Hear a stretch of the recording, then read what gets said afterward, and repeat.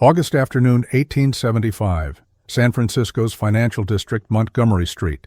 Heat rises from cobblestones. Inside the Bank of California, depositors form a line that stretches to the door, then down the block, then around the corner. Silent faces, no shouting, just the steady shuffle forward. The bank's marble counters gleam. The tellers count bills with mechanical precision. Outside, newsboys hawk afternoon editions. The line grows longer. By 3 o'clock, the doors close. The vault is empty. One man is absent.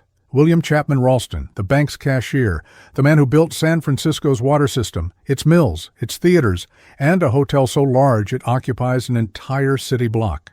7 stories, 755 rooms, glass-roofed courtyard tall enough for carriages to turn inside. It opens in 5 weeks. Ralston will not see it. The Palace Hotel was finished the day its builder drowned. Can a monument to ambition survive the man who willed it into existence, or does it become his tomb?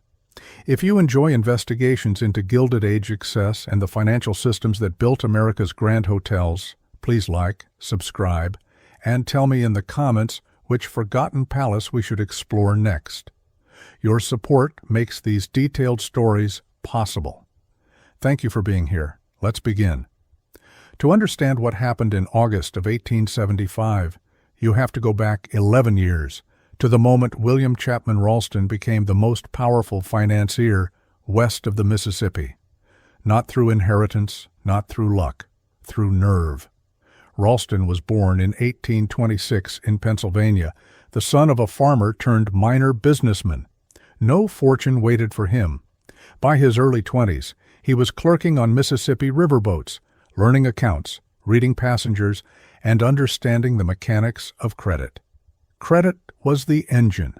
Goods moved on promises. Promises moved on trust. Trust moved on confidence. Ralston learned to manufacture confidence. He reached California in 1854, during the tail end of the gold rush. He did not dig for gold. He moved money for those who did. He worked for a succession of small banks and steamship companies, watching how capital flowed through San Francisco's young economy.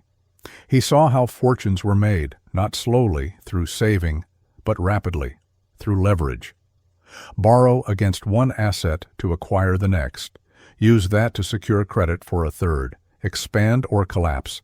There was no middle speed. In 1864, Ralston and a group of investors, including Darius Ogden Mills and William Sharon, founded the Bank of California. Ralston took the title of cashier, a modest name for what he became. In practice, he controlled the institution. He set policy, he approved loans, he directed investments. The bank's deposits were his instruments.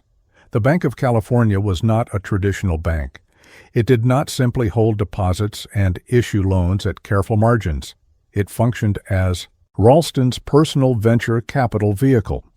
Bank funds moved into projects Ralston selected: mills, water companies, railroads, mines, real estate. The line between institutional funds and personal projects blurred, then vanished. Ralston's fortune and the bank's capital became inseparable. The foundation was silver. Specifically the Comstock lode, discovered in 1859 in western Nevada. For 2 decades, the Comstock poured wealth into San Francisco. Ore came down the mountains by wagon, then by rail. It was milled, refined, and sold. Capital flowed back to San Francisco, where it sought investment. Ralston positioned the Bank of California as the Comstock's financial headquarters. He loaned to mining companies, he bought shares in mines, he speculated on ore futures. When Comstock's silver prices climbed, his wealth climbed. When they fell, he borrowed to cover the gap and waited for the next rise. By 1870, Ralston controlled more than the bank. He owned substantial interests in the Spring Valley Water Company, which held a monopoly on San Francisco's water supply. Every household, every business, every fire hydrant depended on Spring Valley. The company was not subject to rate regulation. It set prices. The city paid. Ralston collected. Water was more reliable than silver. It produced steady income, while his mining ventures swung wildly. He also owned the Mission Woolen Mills, the California Theater, shares in the Virginia and Truckee Railroad, and extensive real estate throughout San Francisco and the East Bay. Each venture required capital. Each was funded through the Bank of California or through loans secured by assets already leveraged. Ralston kept no liquid reserves. Every dollar was deployed. His fortune, estimated at $3 to $5 million by 1873, equivalent to roughly $75 to $125 million in 2024 terms, existed entirely on paper. It depended on the continued rise of asset values and the uninterrupted flow of credit. San Francisco itself was expanding rapidly. The population grew from 56,000 in 1860 to 149,473 by 1870. The Transcontinental Railroad, completed in 1869, linked California to eastern markets. The city was transforming from a rough mining town into a commercial center. Ralston believed San Francisco would become one of the world's great cities, a rival to New York, London, and Paris. He intended to build accordingly, but he was not alone. The Comstock lode created other millionaires: William Sharon, his partner and eventual creditor, John Mackay, James Fair, and James Flood, the so-called Bonanza Kings who controlled rival mines. These men competed with Ralston for dominance. They built mansions. They funded civic projects. They loaned money and called in debts. Ralston could not afford to appear weaker or less ambitious. Expansion was not optional. It was survival. His personal spending reflected this. In 1864, even before founding the Bank of California, Ralston began assembling the Belmont estate south of San Francisco. By the early 1870s, it sprawled across more than 30 rooms. It included a private theater, indoor plumbing, gas lighting, and grounds landscaped in the European style. Guests arrived by train and stayed for days. Ralston hosted politicians, financiers, and entertainers. The estate was not a home, it was a stage for demonstrating wealth and securing confidence. Contemporaries described Ralston's energy as manic. He worked long hours, entertained constantly, and launched new projects before completing old ones. He could not scale back. His business model required continuous expansion. If growth stopped, creditors would notice. If creditors noticed, they would call loans. If loans were called, assets would be liquidated at distressed prices. The entire structure depended on forward motion. Stasis meant collapse. By 1873, Ralston's empire looked impregnable. The Bank of California dominated Western finance. His water monopoly generated reliable cash. His real estate holdings appreciated as San Francisco grew. He moved through the city's elite circles with unchallenged authority. When he spoke, investors listened. When he committed funds, projects proceeded. He decided San Francisco needed a hotel that would rival anything in Europe, not a functional inn for travelers, but a monument, a palace, proof that the West had arrived, proof that Ralston could build on a scale that matched his vision of the city's future. Construction began in May of 1873. The site was an entire city block south of Market Street. The budget was set at $3.5 million. Ralston told associates the hotel would open within 2 years. It would be the largest, most luxurious hotel in America. It would bear his ambition in stone and glass. 4 months later, in September of 1873, banks began to fail across the United States. The Panic of 1873, triggered by railroad overexpansion and the collapse of J. Cook and Company, spread through the financial system. Credit froze, construction projects halted, businesses shuttered, unemployment climbed. Ralston did not stop building. He could not. The Palace Hotel was already underway. Workers were employed. Materials were ordered. Contracts were signed. Stopping would signal weakness. Weakness would trigger the collapse he had spent a decade outrunning. By 1873, Ralston's empire looked unshakable. Then the nation's banks began to fail. September 18, 1873. a Thursday. J. Cook and Company, the most respected banking house in America, the firm that financed the Union victory in the Civil War, closed its doors. It had overextended into railroad speculation, the Northern Pacific. Railway, which Cook had promised to carry to the Pacific coast, was bankrupt. Cook could not meet obligations. The failure rippled outward within hours. By Friday, the New York Stock Exchange suspended trading for the first time in its history. By the following week, banks across the eastern states were locking their vaults. 5,500 businesses failed in 1873 alone. 18,000 more would follow over the next 2 years. Unemployment climbed past 14%. Credit, the engine of expansion, seized. Construction halted. Workers were dismissed. Projects planned in confidence were abandoned in panic. In San Francisco, news of the collapse arrived by telegraph. Ralston read the reports in his office at the Bank of California. He understood what they meant. Eastern capital, which had flowed west to fund mines, railroads, and development, would stop. Businesses dependent on credit would fail. The Comstock silver economy, partially insulated by its unique position as a hard asset producer, would feel pressure as Eastern buyers reduced purchases and prices softened. The Palace Hotel had broken ground in May, 4 months before the panic. The site, an entire city block bounded by Market Street, New Montgomery, Annie Street, and Grand Avenue, was already cleared. Foundations were being driven. Contracts with suppliers were signed. A workforce of several hundred men was employed and growing. Ralston faced a choice. He could halt construction, dismiss workers, cancel contracts, and wait for the economy to stabilize. Or he could continue. Halting would send a signal. It would tell creditors, competitors, and depositors that Ralston doubted his own resources. Doubt would breed withdrawal. Withdrawal would collapse the careful structure of leveraged confidence that sustained his empire. Continuing would project certainty. It would demonstrate that Ralston's wealth was real, his position secure, and San Francisco's future guaranteed. He chose to continue. The decision was both defiance and denial. The architect was John P. Gaynor, a competent, if not distinguished, designer. Ralston gave him a clear mandate: build the largest and most luxurious hotel in the United States. No expense should prevent achievement. The design that emerged was monumental.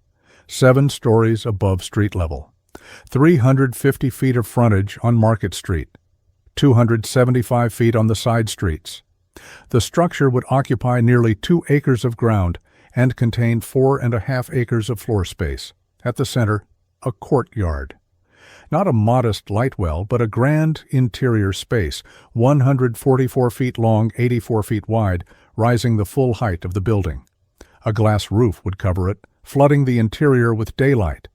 Carriages could enter from the street, roll through the arched entrance, and deposit passengers inside the building without exposure to weather.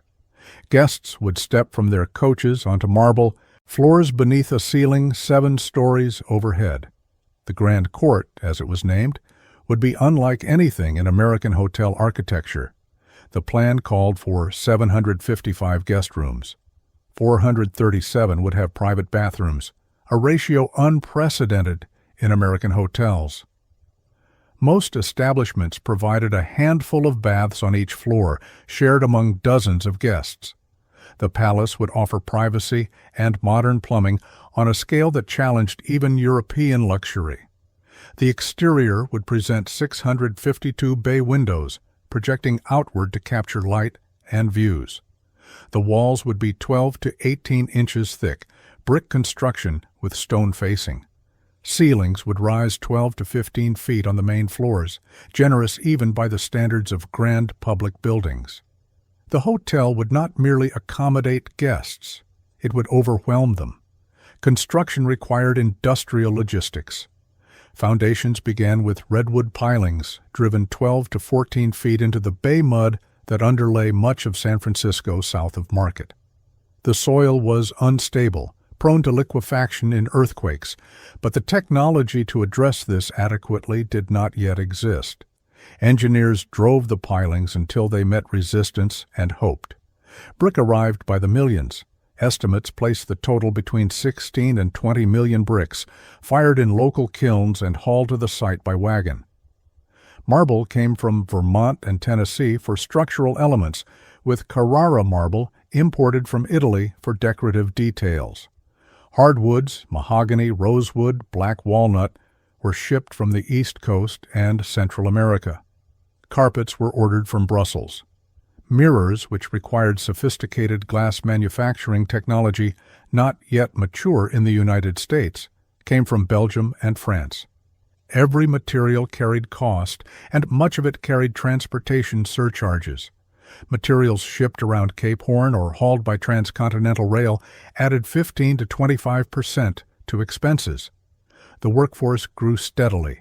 By mid-1874, somewhere between 1,000 and 1,500 men worked on the site simultaneously. They came from multiple communities and carried distinct skills. Irish immigrants, who had arrived in waves during the 1850s and 60s, formed the majority of common laborers. They dug foundations, hauled materials, and mixed mortar. Italian stonemasons trained in Old World techniques cut and set the marble and dressed the brick facades. German craftsmen handled interior joinery and fine woodwork. Scandinavian carpenters framed floors and roofs. Chinese workers were present but restricted. Despite forming a significant portion of San Francisco's working population and having built much of the Transcontinental Railroad, they were largely excluded from skilled interior work by racial hostility and craft union rules. They worked in support roles, hauling, cleaning, and tasks deemed too menial or dangerous for white workers. The hierarchy was explicit and enforced. Wages reflected skill and ethnicity. Common laborers earned $2 to $3 per day. Skilled craftsmen, stonemasons, and carpenters commanded $4 to $6. The most specialized artisans, brought in for ornamental plasterwork or decorative carving, earned $6 to $10. All worked 10 to 12-hour days, 6 days per week. Sundays were reserved for rest, mandated more by religious custom than by concern for workers' health. Conditions were difficult. The site was loud, dusty, and dangerous. Bricks fell. Scaffolding collapsed. Workers were injured. Some died. No workers' compensation existed. No safety regulations governed construction sites. Injuries meant lost wages and often dismissal. Families absorbed the cost. Ralston visited the site regularly. He reviewed progress with Gaynor and the construction superintendent. He approved change orders, nearly all of which increased costs. The original budget, set at $3.5 million, began to stretch. Ralston authorized additions, more ornate fixtures, finer materials, expanded mechanical systems. He wanted not merely large, but magnificent. Each enhancement added labor, materials, and time. By late 1874, the structure was taking shape. The walls rose floor by floor. The grand court skeleton appeared, a vast interior volume framed by brick and iron. Workers installed window frames, 652 of them, each a bay projecting outward. Roofers began laying the structure that would carry slate tiles. Inside, plasterers and carpenters moved through the lower floors, closing walls and laying floors. The national economy, meanwhile, continued to contract. Unemployment remained above 10% through 1874. Banks that survived the initial panic operated cautiously, restricting credit. Railroads defaulted on bonds. Real estate values fell in eastern cities. The Depression deepened. California felt pressure, but less acutely.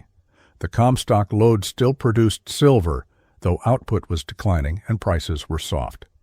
San Francisco's economy, tied to Pacific trade and resource extraction, moved at a different rhythm than the industrial East. The city still grew, population still climbed, but the pace slowed. Investment became scarce. Ralston's sources of credit tightened. His other projects demanded cash. The Spring Valley Water Company required ongoing maintenance and expansion to meet San Francisco's growth. The woolen mills operated at reduced capacity as demand softened. The California Theater, a showpiece but never profitable, consumed subsidies. Real estate generated income but not liquidity. The bank itself faced pressure. Depositors, nervous about national conditions, withdrew funds. Ralston met withdrawal requests by drawing down reserves and calling loans. The bank remained solvent, but its position weakened. The Palace Hotel was the largest single drain. Costs accumulated daily. Payroll for over 1,000 workers went out each week. Material deliveries continued. Suppliers demanded payment. Ralston paid, drawing on the bank's resources and his personal credit. The line between the two was non-existent. The hotel became a financial black hole, consuming everything within reach. He could not stop. The hotel was visible from across the city. Its walls rose week by week. Stopping would announce failure. Creditors would move. William Sharon, Ralston's partner in the Bank of California and increasingly his rival, watched closely. Sharon had loaned significant sums to Ralston personally, secured by liens on assets, including the hotel. If Ralston faltered, Sharon would act. Ralston projected confidence. He entertained at Belmont. He assured depositors. He spoke of San Francisco's destiny and the palace as its crowning achievement. He moved through the financial district as if nothing had changed. But his ledgers told a different story. Income was falling, expenses were rising, the arithmetic was turning against him. The Palace Hotel was meant to prove permanence. Its scale would demonstrate that San Francisco had moved beyond frontier improvisation to enduring greatness. Its luxury would show that Western wealth could match European standards. Its existence would anchor Ralston's reputation and secure his legacy. Instead, it became the instrument of his unraveling. By late 1874, the walls were rising. Ralston's cash was falling. Construction had a rhythm. Materials arrived. Workers assembled them. Progress could be measured in brick courses laid, floors closed, windows installed. By early 1875, the Palace Hotel's exterior was largely complete. 7 stories of brick and stone rose above Market Street. The 652 bay windows were in place. The glass roof over the Grand Court was being fitted, pane by pane. What remained was interior work, the systems that would transform masonry and timber into a functioning hotel. These systems were not decorative. They were the hotel's organs. Without them, the building was a shell. With them, it became a machine of extraordinary complexity and expense. Water came first. A hotel of 755 rooms, with 437 private bathrooms, would consume water at a scale that challenged San Francisco's municipal supply. Ralston ordered the drilling of 5 artesian wells on the property. Together, they could produce 28,000 gallons per day. That volume would cover basic needs, but offered no margin for peak demand or fire suppression. For fire protection, engineers designed a rooftop reservoir system. Tanks holding 130,000 gallons were constructed atop the building, fed by steam pumps from the wells below. The water sat under gravity pressure, ready to flow through standpipes installed on every floor. Hose connections were placed at intervals. The system was advanced. For 1875, it would prove inadequate 31 years later, but Ralston could not foresee that. Heat required industrial infrastructure. San Francisco's climate was mild, but the hotel would operate year-round, and guests expected comfort. 4 massive boilers were installed in the basement, each capable of generating high-pressure steam. Miles of pipe threaded through the building, delivering heat to radiators in guest rooms, public spaces, and service areas. The system worked, but it was fuel-hungry. Engineers estimated coal consumption at 50 to 75 tons per week during winter months. Coal arrived by ship and rail, was unloaded at the docks, hauled to the hotel by wagon, and stored in basement bins. The logistics never stopped. Neither did the expense. Light presented another challenge. Electricity existed, but remained experimental and expensive in 1875. The palace would rely on gas. The hotel installed its own gas generation plant to supplement the city supply, ensuring that shortages or pressure drops would not darken the building. Approximately 15,000 gas jets were placed throughout, in guest rooms, corridors, public spaces, and work areas. Each required a burner, a fixture, and a connection to the distribution system. Each consumed gas continuously when lit. Each generated heat, a benefit in winter and a burden in summer. Ventilation depended on operable windows and the grand court itself, which functioned as a thermal chimney. Warm air rose through the 7-story volume and escaped through vents at the roof. Cool air entered at street level. The system was passive, adequate in theory, but subject to San Francisco's unpredictable winds and fog. 5 hydraulic elevators, rising rooms powered by water pressure, would carry guests between floors. Elevators were still uncommon in 1875, associated with hotels that aspired to modernity. The palace's elevators moved slowly by later standards, but they moved. For elderly guests or those with luggage, they were essential. They also required maintenance, pressurized water systems, and operators. Each elevator added to the operational burden. Communication within the building relied on call systems, buttons installed in guest rooms, connected to annunciator boards at service stations. When a guest pressed a button, a numbered indicator dropped on the board, and staff responded. The system was mechanical, operated by steam pressure and rods threaded through the walls. It worked mostly. When it failed, messages moved by foot. Interior finishes consumed budgets and labor in equal measure. Ralston insisted on materials that announced luxury: rosewood, mahogany, and black walnut paneled walls and framed doors in the principal rooms. Carpets totaling 29,000 square feet in the public spaces alone were custom ordered from Belgium. Over 800 mirrors, ranging from modest wall-mounted pieces to floor-to-ceiling. Panels in the grand court reflected light and space. More than 150 oil paintings, selected by Ralston from dealers and auctions, hung in corridors and public rooms. Furniture was commissioned from San Francisco craftsmen and Eastern manufacturers. Each piece was chosen, delivered, and placed according to a scheme that aimed for coordinated elegance. The main dining room was designed to seat 300 to 400 guests simultaneously. Kitchens below and behind prepared meals on a scale more common to institutions than restaurants. Cast iron ranges, steam tables, and ice-cooled storage areas lined the kitchen walls. Dumbwaiters carried food to upper floors for room service. Separate dining facilities for women, in keeping with Victorian gender norms, included a ladies' entrance and a ladies' dining room. Men occupied the main spaces and the bars. Women, if unaccompanied by men, used designated areas. Operational staffing requirements became clear as the building neared completion. A hotel this size could not function with a skeleton crew. Ralston's managers estimated 400 to 500 employees would be necessary at opening, growing as occupancy increased. Positions included front desk clerks, bellman porters, chambermaids, laundry workers, kitchen staff, dining room servers, bartenders, maintenance engineers, stable workers, and night watchmen. Staff wages followed the era's norms. Chambermaids earned $15 to $25 per month, plus room and board. Waiters received $20 to $30 per month plus tips, which could double their income in a busy establishment. Skilled positions, chefs and engineers, commanded $60 to $100 per month.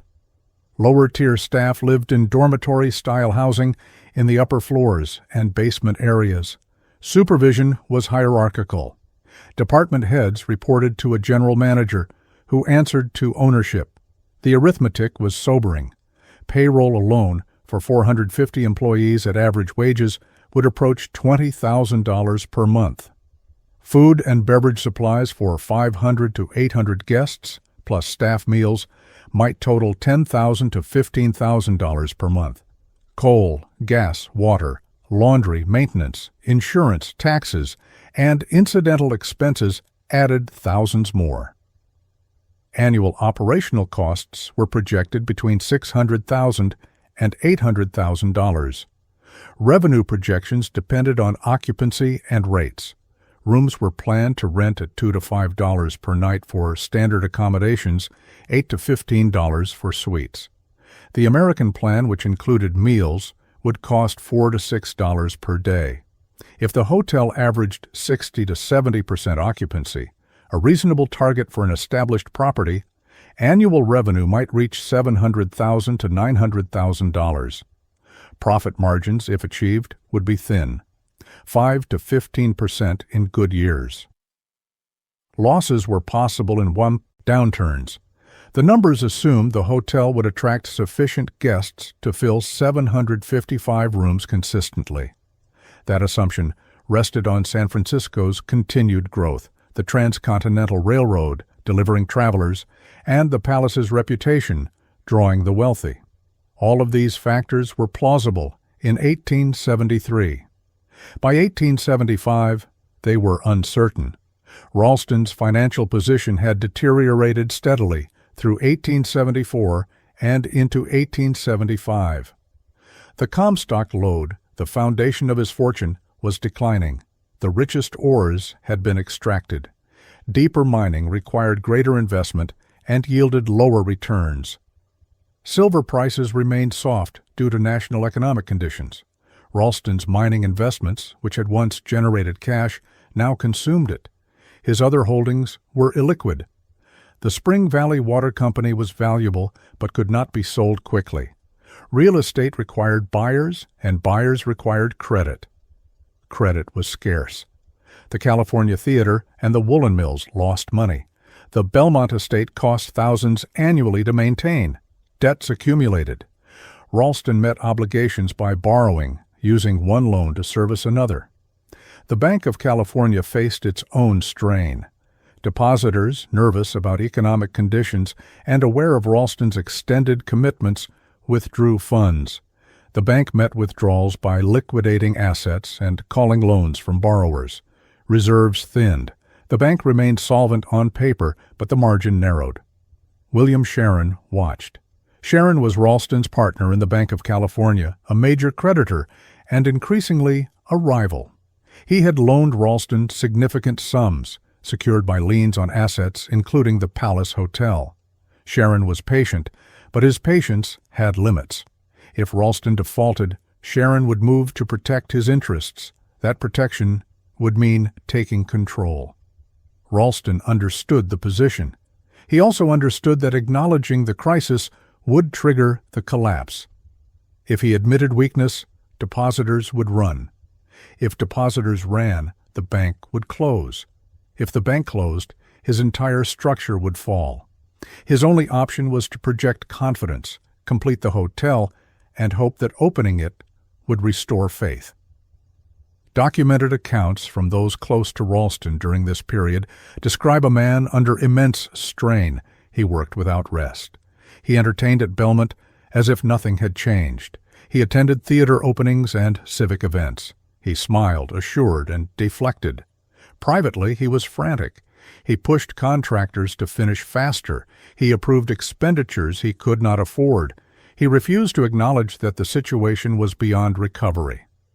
The Palace Hotel was nearly complete. The walls stood. The roof was tight. Interior finishes were in progress. Gas and water systems were being tested. Furniture was arriving. Staff were being hired. The target opening date was set for October 2nd, 1875. Invitations were printed. Advertisements were placed in newspapers. The palace would open as planned.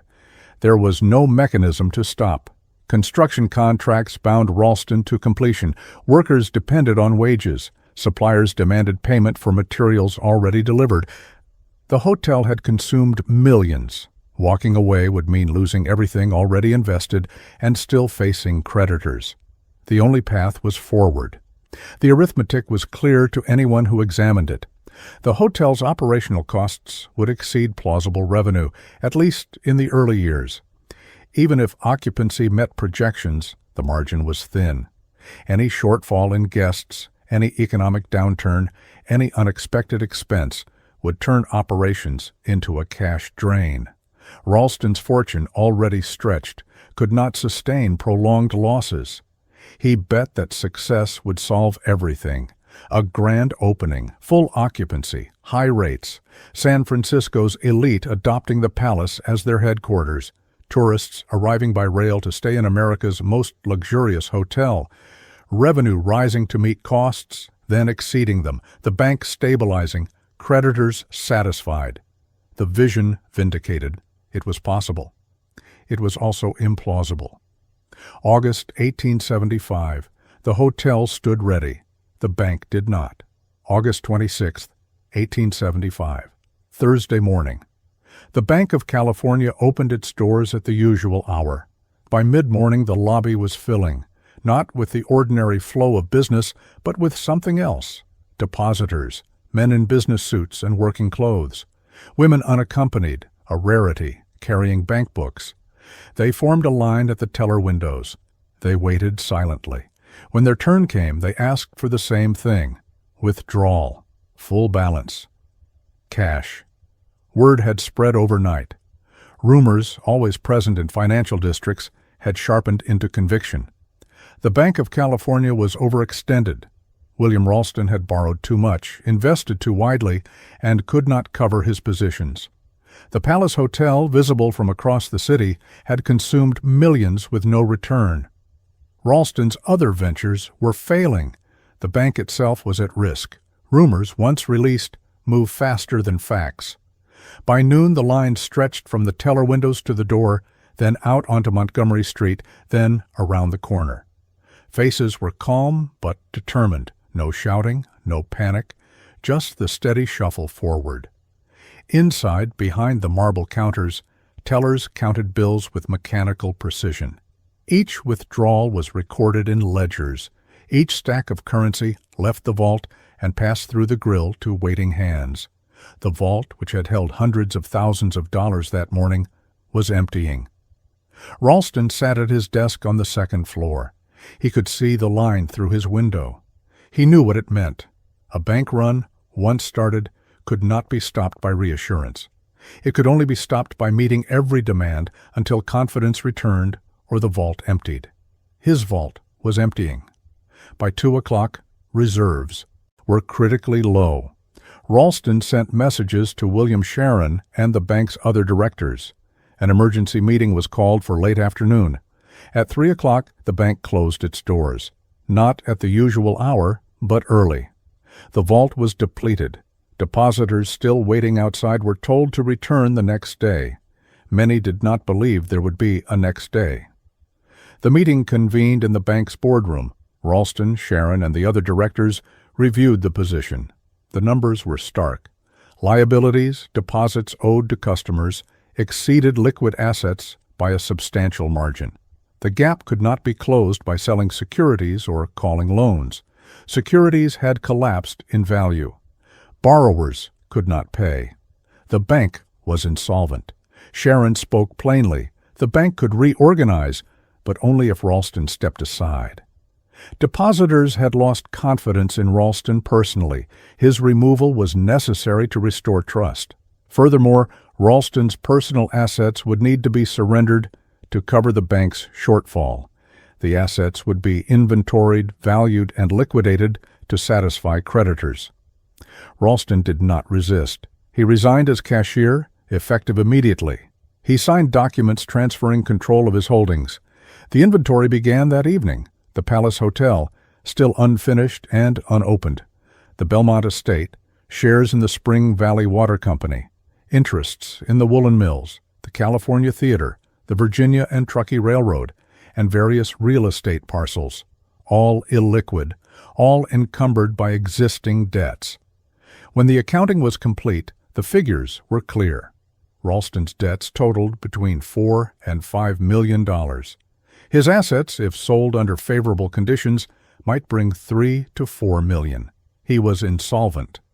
The shortfall would fall to his creditors, primarily Sharon, who held liens on most of the major assets, including the hotel. Ralston left the bank that evening. He returned to his residence in the city. There are no detailed accounts of that night. He did not leave writings. He did not confide in family beyond brief, strained conversations. What he felt, what he considered, remains unrecorded. August 27, 1875. Friday. Ralston followed his routine. He rose early. He dressed. He took his usual carriage to North Beach, a quiet district along the bay. There he had swum most mornings for years, a habit he credited with maintaining his health and clarity. The water was cold, the bay's surface often choppy. Ralston was a strong swimmer. He entered the water alone. Late that afternoon his body was found floating near Meigg's Wharf. Men aboard a boat spotted it and pulled it from the water. Ralston was dead. His clothing was intact. There were no signs of struggle or injury. The official cause of death determined by a physician who examined the body was apoplexy. A stroke while swimming. The exertion and cold water were cited as contributing factors. Speculation began immediately. Apoplexy was plausible. It was also convenient. Ralston had been under extraordinary stress. He had lost his bank, his fortune, and his reputation within 24 hours. Suicide was discussed openly in the streets and quietly in the city's parlors. No evidence confirmed it. No note was found. The official conclusion stood, but doubt lingered. The funeral was held on August 29th, a Sunday. It was the largest San Francisco had seen. Estimates placed the crowd at over 30,000. The procession moved through the financial district, past the Bank of California, and past the nearly complete Palace Hotel. Ralston's casket was draped. Civic leaders, business associates, and ordinary citizens lined the route. Some mourned. Some came out of curiosity. Some, creditors and depositors who had lost money, watched in silence with harder expressions. The contradictions were plain. Ralston had built much of San Francisco's infrastructure. He had also ruined himself and threatened the city's financial stability. He had dreamed grandly and executed boldly. He had also borrowed recklessly and denied reality until it crushed him. He was mourned as a civic father and whispered about as a cautionary tale. Both were true. William Sharon moved quickly. As Ralston's primary creditor and holder of liens on the Palace Hotel, he assumed ownership. The hotel was weeks from opening. Sharon had no intention of halting. Completing and operating the hotel was the only path to recovering his investment. He installed professional managers, ensured that final construction continued, and confirmed the opening date. October 2nd, 1875. The Bank of California reorganized under new management with Sharon as the dominant figure. Depositors were assured that the bank would reopen and that their accounts were secure, though the process would take time. The bank reopened on October 2nd, the same day the Palace Hotel received its first guests. The timing was deliberate. Both events signaled that San Francisco's financial system, though shaken, would continue. Ralston's estate was settled slowly. Assets were liquidated over the following years. Creditors received partial payment. The exact distribution remains unclear, but Sharon, as the largest creditor, recovered significant value, primarily through the hotel. Ralston's widow and children received little. The Belmont estate was sold. Personal effects were dispersed. The man who had built an empire left his family nearly nothing. The Palace Hotel opened as scheduled. Guests arrived in carriages. Gas jets illuminated the grand court. The dining room served its first meals. Newspapers ran stories celebrating the achievement and noting, with varying degrees of discretion, the tragedy that accompanied it. The building was magnificent. Its builder was dead. The two facts could not be separated. Sharon operated the hotel as a business. He had no emotional attachment to Ralston's vision. The palace was an asset, a means to recoup losses and generate income. It would either succeed on those terms or be sold. Sentiment did not enter the calculation. The irony was complete. Ralston had conceived the palace as a monument to permanence, a structure that would outlast its builders and anchor San Francisco's claim to global status. He believed that grandeur, properly financed and boldly executed, could create its own reality. He was wrong about the financing. He was also wrong about himself. The monument survived. He did not. The Palace Hotel opened on schedule. Its builder was 3 weeks in the ground. October 2nd, 1875. Evening. The Palace Hotel opened its doors. The Grand Court stood illuminated. 15,000 gas jets burned throughout the building, their light washing over marble floors, climbing walls paneled in rosewood and mahogany, and reflecting in over 800 mirrors. The glass roof overhead caught the glow and scattered it.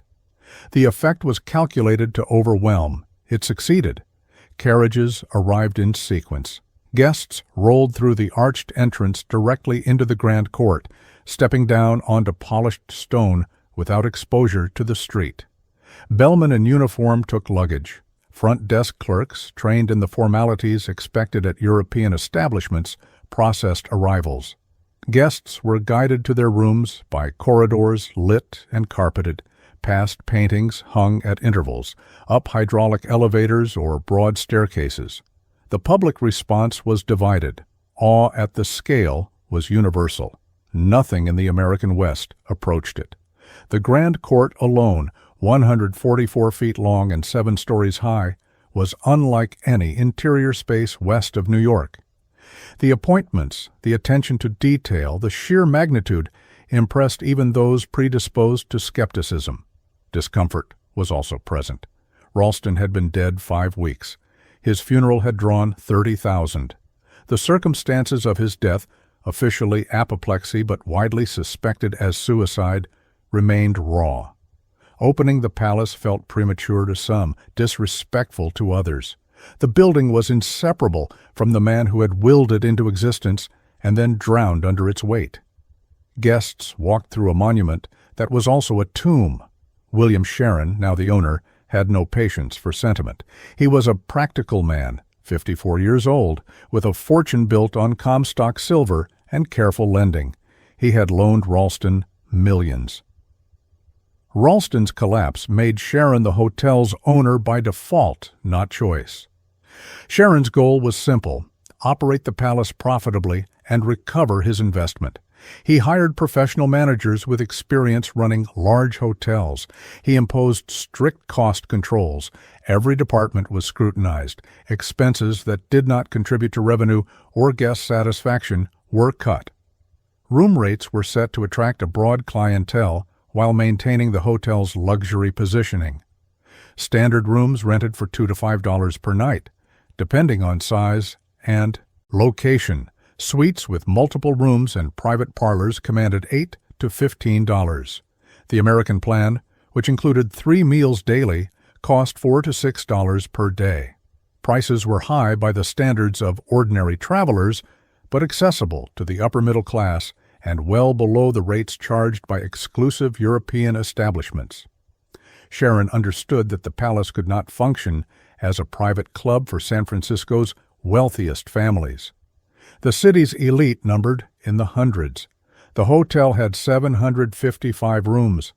Filling them required attracting business travelers, tourists, and visitors passing through on the Transcontinental Railroad.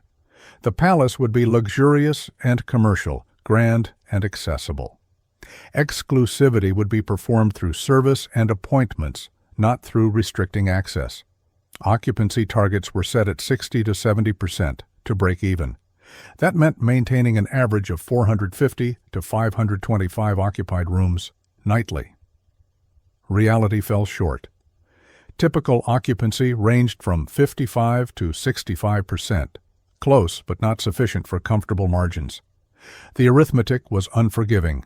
Fixed costs, staff salaries, coal, gas, water, maintenance, taxes, and insurance totaled approximately $600,000 to $800,000 annually. Revenue in good years reached $700,000 to $900,000. Profit margins, when achieved, ranged from 5 to 15%. In downturns, The hotel lost money. The clientele reflected the hotel's positioning.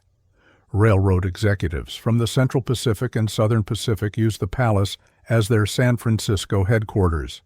These men controlled California's transportation infrastructure and wielded political power accordingly. Comstock mining millionaires, Ralston's former competitors, stayed when business brought them to the city. Eastern travelers, arriving by rail and seeking accommodations that matched those they knew in New York or Boston, found the palace acceptable. International visitors, fewer in number but prestigious, added cachet.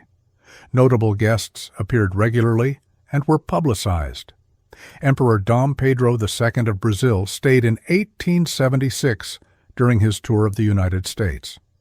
President Ulysses S. Grant visited in 1879 after leaving office. The hotel recorded their stays and featured them in advertisements. Prestige attracted prestige. Each prominent guest validated the palace's claim to world-class status. Social rituals played out according to the era's norms. The main dining room seated 300 to 400 and served elaborate meals. Menus ran to multiple courses. Service was formal. Men dominated the space. Women, if dining without male escorts, used the separate ladies' dining room. The distinction was architectural and social. Women were welcome but contained. Men's smoking rooms and bars were strictly male. Women could not enter. These spaces functioned as informal business venues where deals were negotiated over cigars and whiskey. Exclusion was the point. Privacy away from domestic oversight was valued and enforced. Racial exclusions were equally explicit. Chinese guests were prohibited. The policy was unwritten but absolute. Despite forming a substantial portion of San Francisco's population and contributing labor to the city's growth, Chinese individuals could not rent rooms at the palace. They worked in the hotel's laundry and kitchens, invisible to guests, but were barred from public spaces. Black guests faced similar restrictions, service roles only, no accommodations. The labor structure required 400 to 500 staff at full operation. Departments were hierarchical. The front office handled reservations and guest relations. Housekeeping employed chambermaids who cleaned rooms, changed linens, and maintained standards. The food and beverage department included kitchen staff, dining room servers, and bartenders. Engineering and maintenance kept systems running. Stables housed horses and carriages and employed drivers and grooms. Wages followed the patterns established before opening. Chambermaids earned $15 to $25 per month plus room and board. Waiters received $20 to $30 per month plus tips, which could substantially increase earnings in a busy establishment. Skilled positions, chefs, engineers, and department heads commanded $60 to $100 per month. No unions represented palace workers in 1875. Organization attempts would come later and be resisted. Operational costs met projections. $600,000 to $800,000 annually. Payroll consumed the largest share, 40 to 45%. Food and beverage supplies took 20 to 25%. Fuel, primarily coal for heating and gas for lighting, required 15 to 20%. Maintenance, repairs, and replacements absorbed 10 to 15%. Taxes, insurance, and incidentals took the remainder. Every month, tens of thousands of dollars moved out to keep the building alive. Revenue streams were diversified but interdependent. Room rentals provided the foundation. Food and beverage sales added substantial income, particularly from the dining rooms and bars. Special events, banquets, and private functions brought additional business. Ground floor commercial spaces were leased to shops and services. Each stream mattered. None alone could carry the operation. The Depression of 1877 to 1879 tested the model. National railroad strikes disrupted travel. Business activity contracted. The anti-Chinese riots in San Francisco in 1877 created security concerns downtown. Tourism fell. Occupancy dropped below 50%. The hotel lost money. Sharon covered shortfalls but pushed managers to cut deeper. Staff were reduced, services were simplified. The palace survived, but without thriving. Sharon used the hotel for political purposes.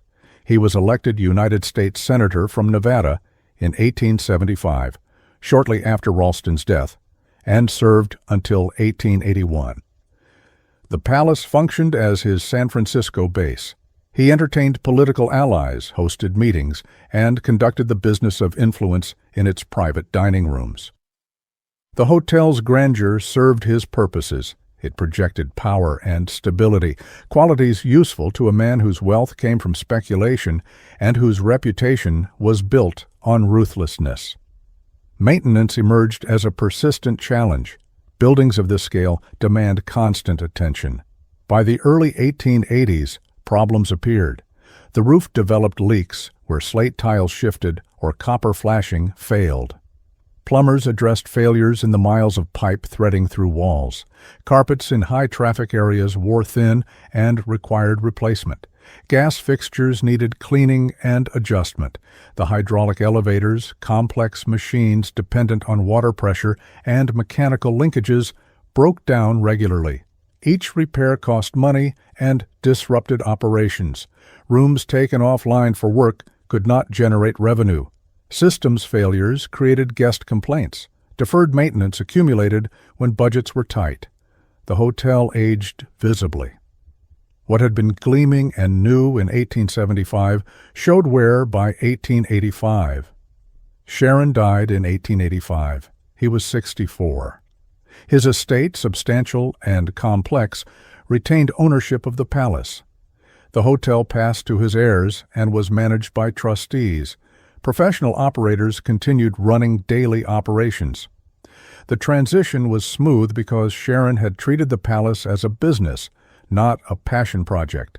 The mechanisms were in place. The staff knew their roles. The hotel functioned. But it was no longer anyone's dream. It was not Ralston's monument to ambition. It was not Sharon's tool for recouping losses. It was an operation. A large, expensive, marginally profitable machine that employed hundreds and served thousands. It ground forward not by vision, but by inertia. For 2 decades, the palace held. Then the ground moved. April 18, 1906, Wednesday morning. 5:12. The ground moved. The earthquake began with a sharp jolt, then settled into a rolling motion that lasted between 45 and 60 seconds. Later estimates placed the magnitude at 7.9. The epicenter lay along the San Andreas Fault, north of San Francisco, near the coast. The rupture extended nearly 300 miles. Energy radiated outward. When it reached the city, buildings responded according to their construction. The Palace Hotel, brick walls 12 to 18 inches thick, resting on redwood pilings driven into bay mud, shook violently. Guests were thrown from beds. Furniture slid across floors. Glass shattered. Plaster cracked and fell. Chimneys, rising 7 stories. Above the roof, toppled. Chunks of brick crashed into the Grand Court and onto Market Street below. Walls developed fissures. The structure groaned but held. The foundation, redwood pilings driven 12 to 14 feet into unstable soil, was inadequate for seismic forces of this magnitude. The technology to design earthquake-resistant foundations did not exist in 1875. The pilings shifted. The building settled unevenly, but the walls, massive and load-bearing, did not collapse. The earthquake damaged the palace. It did not destroy it. Guests fled into corridors and stairwells. Some reached the Grand Court. Others made for the street exits. Panic was immediate, but not universal. Staff, trained in emergency procedures, attempted to maintain order. Elevators were inoperable. Stairways became crowded. The smell of gas filled the air as pipes ruptured throughout the building. Among the guests was Enrico Caruso, the Italian opera tenor in San Francisco, to perform at the Grand Opera House. He had sung the night before. His suite was on an upper floor. When the shaking began, he ran into the corridor in his nightclothes. Later accounts, some exaggerated, described his terror. What is documented is his departure. He left the hotel as soon as it was safe to do so. He left San Francisco that day. He vowed never to return, and kept that vow. By 6 o'clock, the shaking had stopped. Guests and staff gathered in the Grand Court and on the street. The building stood damaged but intact. Hotel engineers inspected the systems. Gas lines were shut off to prevent explosions. The water supply, fed by the rooftop tanks holding 130,000 gallons, remained functional. The tanks had not ruptured. The gravity-fed system still worked. Across the city, fires were starting. The earthquake had broken gas lines in thousands of buildings. Sparks from overturned stoves, severed electrical wires, and ruptured gas mains ignited flames. The fires were small at first, isolated, manageable, but the city's water mains had also ruptured. Hydrants ran dry.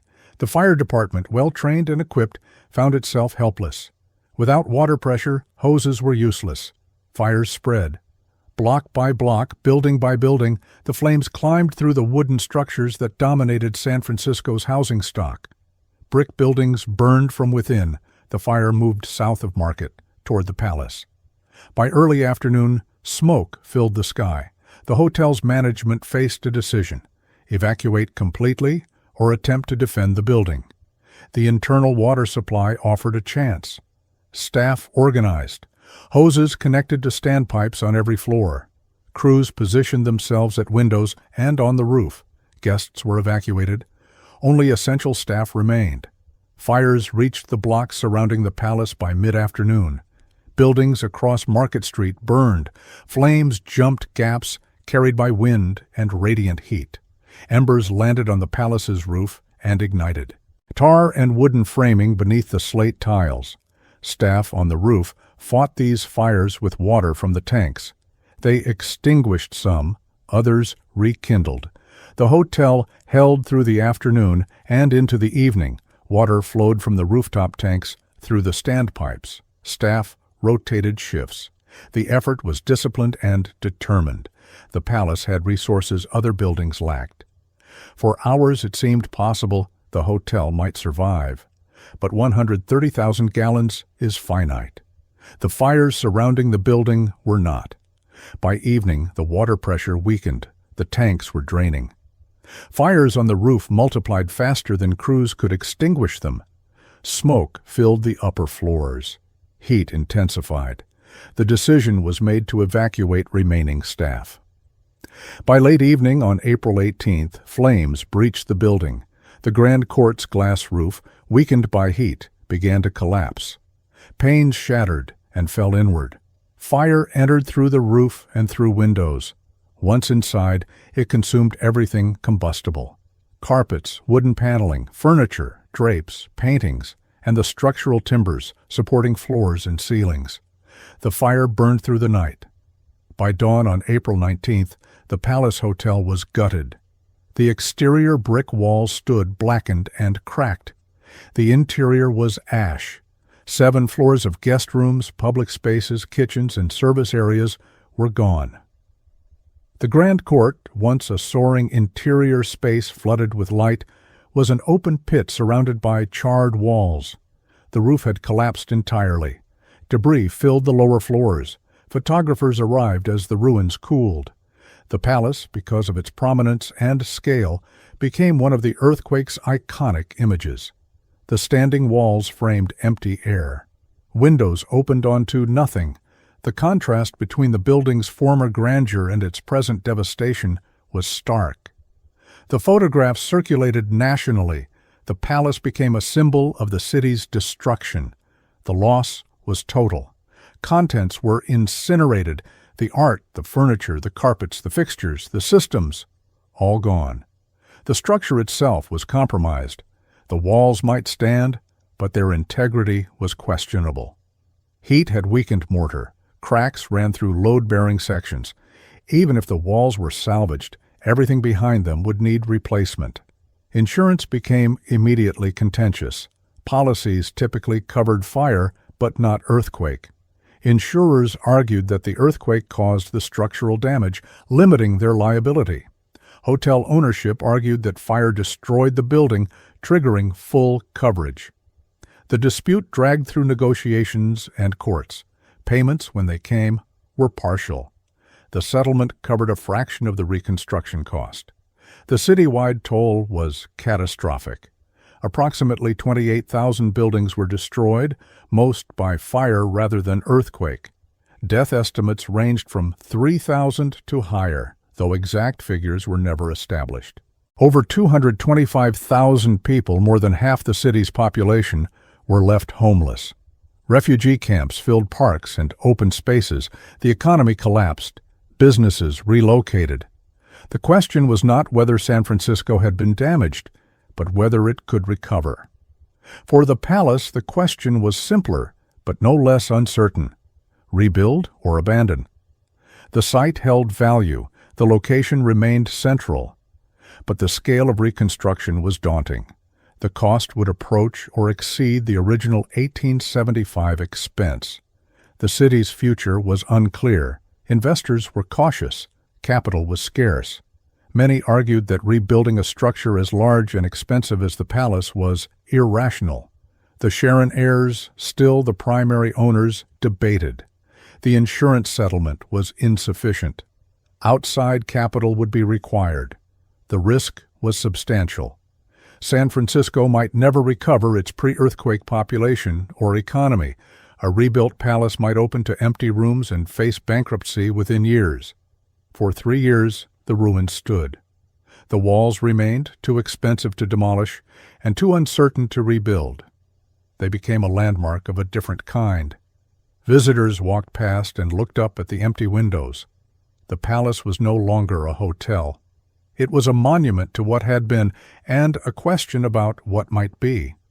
Debris was eventually cleared from the interior. The site was secured. Guards prevented scavengers and the curious from entering. But no construction began. The walls stood, waiting. Across the city, other buildings rose. San Francisco's business community committed to rebuilding.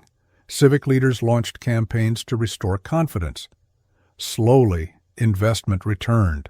The population stabilized. By 1908, it was clear the city would survive. The question for the palace shifted. Not whether San Francisco had a future, but whether a grand hotel had a place in that future. Arguments in favor of rebuilding emphasized continuity. The palace had been San Francisco's premier hotel for 3 decades. Its name carried recognition. Rebuilding would signal that the city's aspirations had not diminished. It would provide employment during reconstruction and afterward. It would restore a landmark. Arguments against cited cost and risk. $10 million, double the 1875 expense, would be required. The hotel industry had changed. Newer designs emphasized efficiency and modern systems. The palace's floor plan, with its grand court and sprawling layout, was outdated. Smaller, more efficient hotels might serve the market better and cost less. The decision came down to will and money.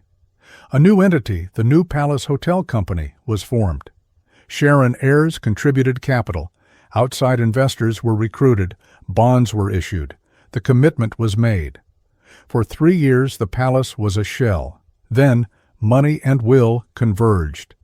The debate began before the ruins cooled: rebuild or walk away. The question divided investors, civic leaders, and the Sharon heirs who still controlled the site. Arguments against rebuilding were practical. San Francisco was devastated. Over 225,000 people had fled. Many would not return.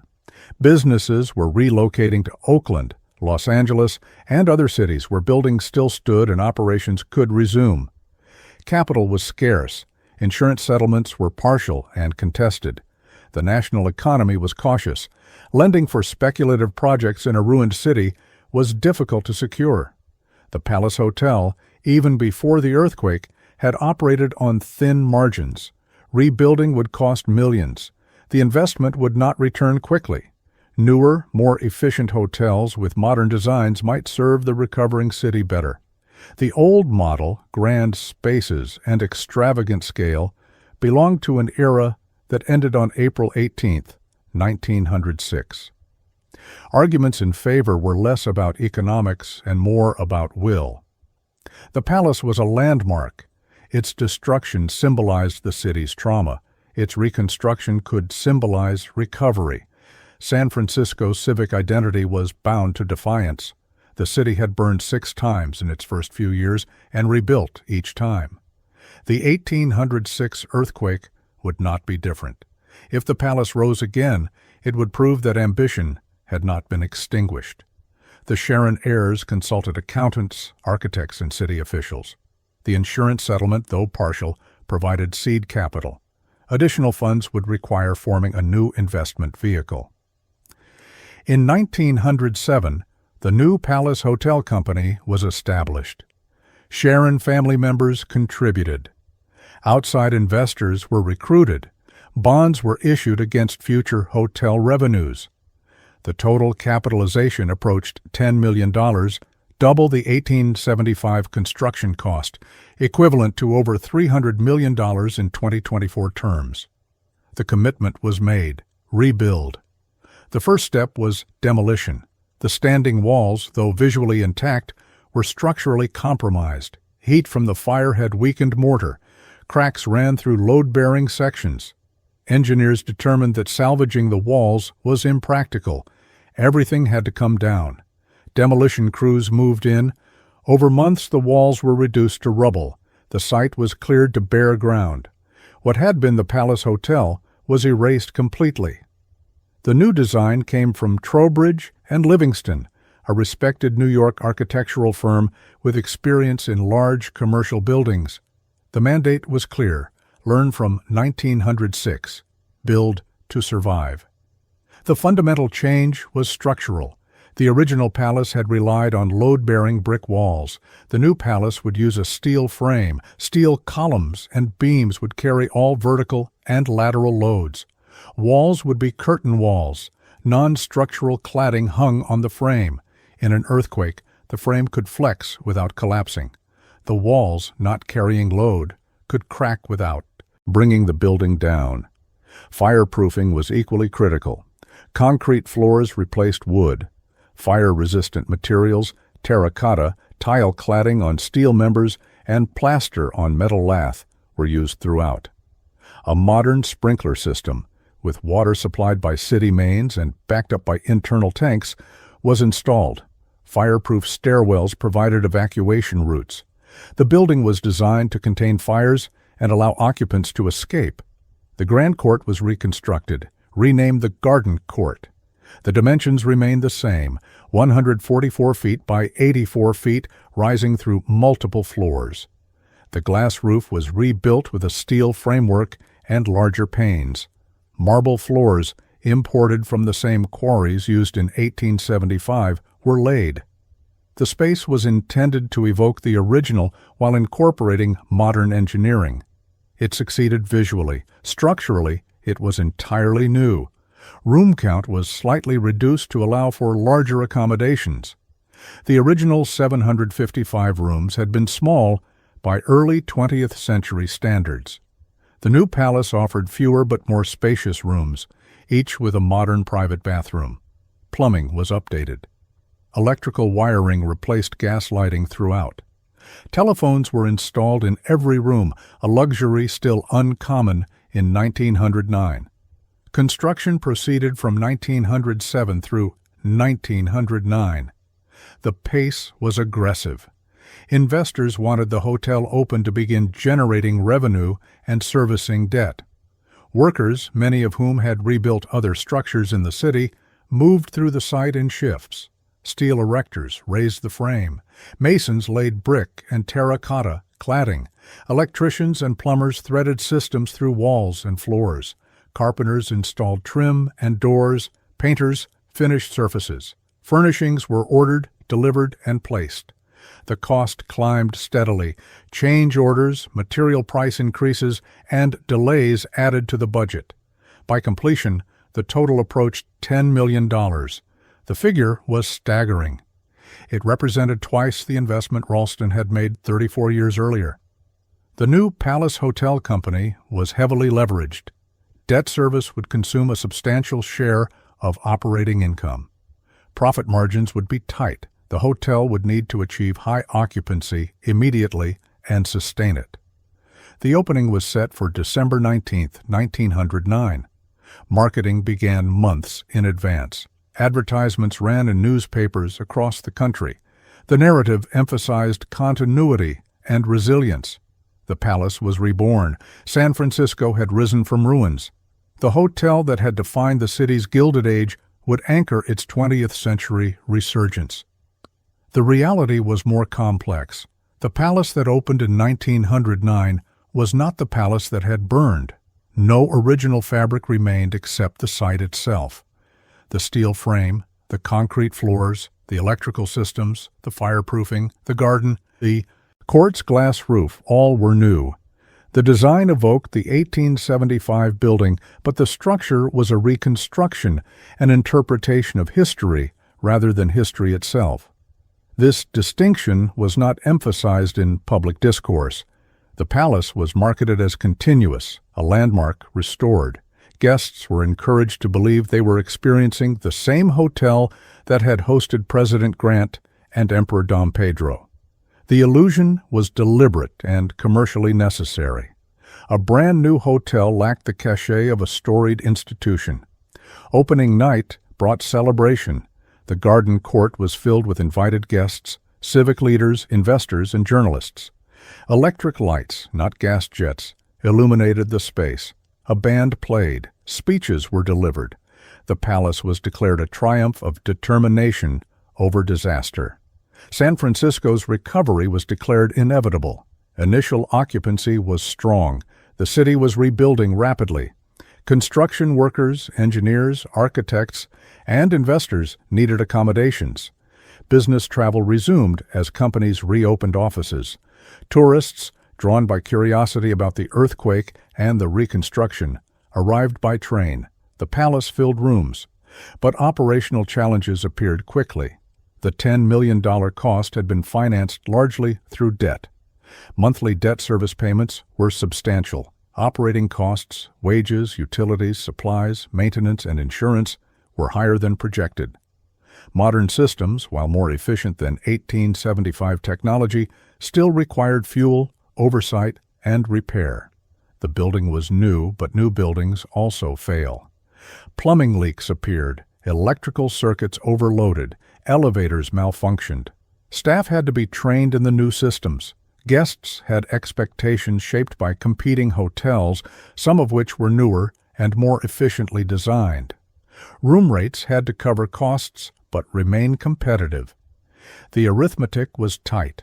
Occupancy needed to remain above 70% to generate sufficient revenue. Any drop below that threshold would turn operations into a loss. The palace returned to profitability slowly. The first years operated near break-even. Debt service consumed profits.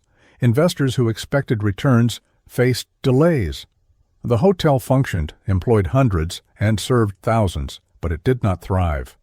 Maintenance, the creeping problem that had plagued the original palace, reappeared almost immediately. Buildings this large demand, constant attention. Systems fail, finishes wear, weather damages exteriors. Within months of opening, work crews were repairing leaks, replacing fixtures, and addressing guest complaints. The cycle had restarted. The 1909 palace was an engineering achievement. It incorporated lessons from disaster and applied modern construction techniques. It would survive the 1989 Loma Prieta earthquake with moderate damage, validating the steel frame design. But engineering alone could not solve the fundamental problem. Operating a structure this large in a competitive market on thin margins was difficult in 1875. It remained difficult in 1909. The public narrative celebrated resilience. The private reality was strained. The palace had returned. Its financial model had not improved. The building was new. The problems were old. The world that built the original palace Comstock's silver wealth, Ralston's leveraged confidence, and the belief that grandeur could create its own economy was gone. The new palace opened into a different era. Automobiles were replacing carriages. Aviation was beginning. The transcontinental railroad, once a marvel, was routine. San Francisco faced competition from Los Angeles, which was growing faster and attracting film studios, oil money, and aerospace industries. The palace was a monument to continuity in a city that had changed fundamentally. It was historic, but history was also a burden. The building could not fully modernize without losing its identity. It could not remain unchanged without becoming obsolete. The palace returned. The world that built it was gone. The 1910s began with optimism. The palace had reopened. San Francisco was rebuilding. The hotel functioned. But margins remained thin. Operating costs consumed most revenue. Debt service on the $10 million reconstruction took the rest. Profits, when they appeared, were modest. Investors who had financed the rebuild waited for returns that arrived slowly or not at all. Competition intensified. Newer hotels opened with more efficient designs. The St. Francis, rebuilt after the earthquake, offered modern amenities and a more compact layout. Smaller properties could operate profitably at lower occupancy. The palace, large and expensive, needed sustained high occupancy to cover fixed costs. Any softening in demand hurt immediately. Then came war. World War I began in Europe in 1914. The United States entered in 1917. International travel, already limited, nearly stopped. European tourists, who had formed a small but prestigious segment of the palace's clientele, vanished. Transatlantic crossings were dangerous and restricted. Luxury travel was suspended. Business travel shifted. Military officers, defense contractors, and government officials replaced leisure guests. These travelers demanded less luxury and paid lower rates. The palace adapted, filling rooms with whoever came. Revenue per occupied room declined. The dining rooms served military personnel and shipyard workers alongside the remaining business travelers. The atmosphere changed. Formality loosened. The hotel felt less exclusive, more utilitarian. Food rationing, implemented to support the war effort, affected dining operations. Meat, sugar, and wheat were controlled. Menus simplified. Quality suffered. The palace's restaurants, once known for elaborate multi-course meals, served plainer fare. Revenue from food and beverage declined. The war ended in 1918, but recovery was slow. Then came Prohibition. The 18th Amendment, ratified in 1919, took effect in January 1920. The manufacture, sale, and transportation of alcoholic beverages became illegal. The palace's bars, which had generated substantial revenue and served as social hubs for business dealings, closed. Revenue dropped immediately.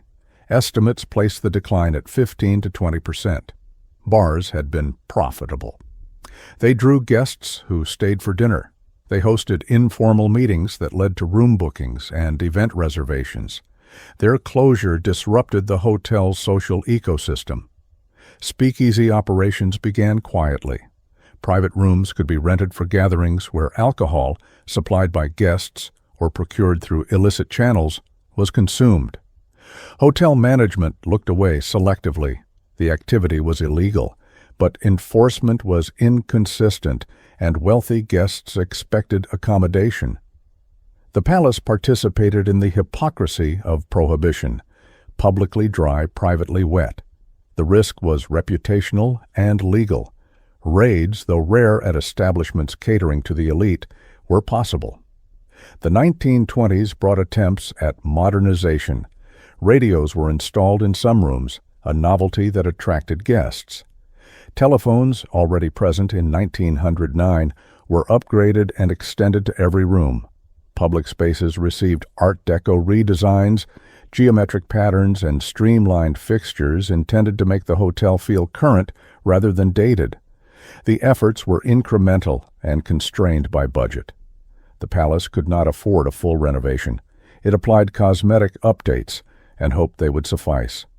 Ownership remained fragmented. Sharon heirs held shares. Outside investors from the 1907 reconstruction retained stakes. Family trusts controlled portions. Decision-making was slow and often contentious. No single entity had the authority to make bold moves. Management operated under constraints, balancing competing interests and limited capital. Then came collapse. October 1929, the stock market fell. Banks failed. Businesses shuttered. Unemployment climbed past 25%. The Great Depression began, and it hit San Francisco hard. Tourism evaporated. Leisure travel was a luxury no one could afford. Business travel declined as companies contracted or closed. Conventions and events were canceled.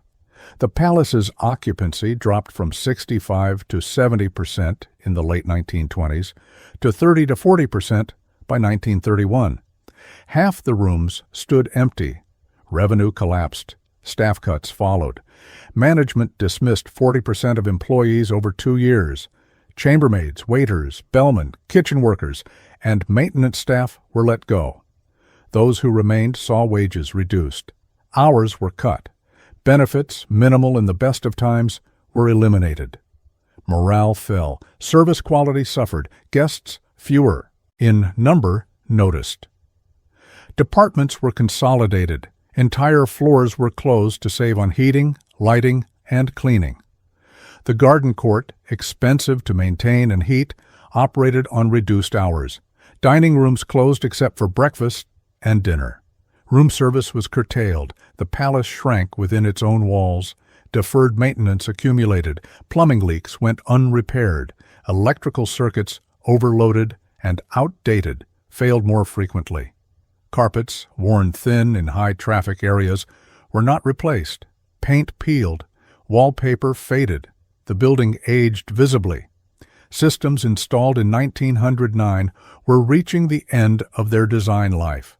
Replacing them required capital the hotel did not have. Bankruptcy became a real possibility. Debt service on the reconstruction bonds could not be met from operating revenue. Creditors negotiated extensions and restructured terms. Foreclosure was discussed. The palace survived these negotiations, but barely. Concessions were made. Control shifted slightly toward creditors. The hotel operated under financial supervision. San Francisco's broader economy offered no relief. The city's port activity declined. The longshoremen's strike of 1934, a violent confrontation between labor and management, paralyzed the waterfront for months. Unemployment remained high. Tourism, a growing industry in the 1920s, collapsed.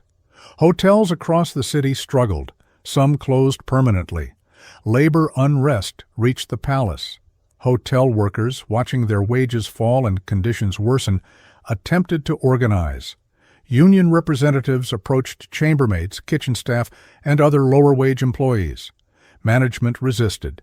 Unionization threatened to increase labor costs at a moment when revenue was falling. Negotiations were tense. Management agreed to limited concessions to avoid strikes that would further damage the hotel's reputation. Formal union recognition came slowly and incompletely. The 1930s passed in survival mode. The palace operated but did not thrive. Occupancy improved slightly in the late 30s as the economy began a tentative recovery. But the hotel never regained the financial stability it had briefly enjoyed in the 1910s and 20s.